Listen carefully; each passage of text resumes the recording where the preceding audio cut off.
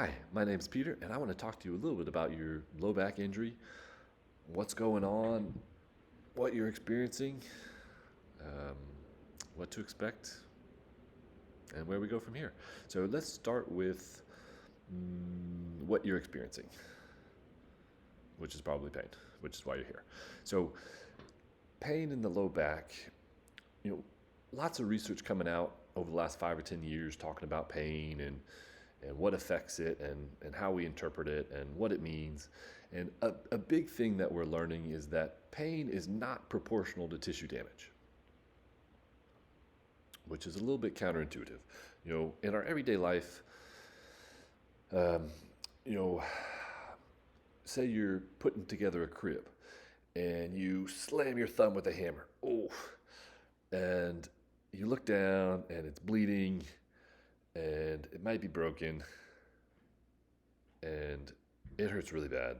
And it makes sense. It's pointing the wrong way, and that makes sense why that's hurting so bad. We tend to extrapolate that to all injuries, and with the low back, it's just not the case. We can have a lot of low back pain without anything being broken, without anything being completely torn or ruptured. And the reason is because the body has a hard time initially differentiating a serious low back injury from maybe a not so serious low back injury. So, luckily, we have the technology and the tests and the knowledge to be able to rule out a fracture, a torn ligament, something ruptured, something like that. And so we know that the back is going to be okay. Maybe there was some damage that occurred. Maybe we strained something, maybe we sprained something, but your body is going to be able to heal. The body, unfortunately, doesn't recognize that, at least initially. And so it thinks maybe something is broken back there. I know I had some trauma, and I don't know how much trauma, but just to be safe,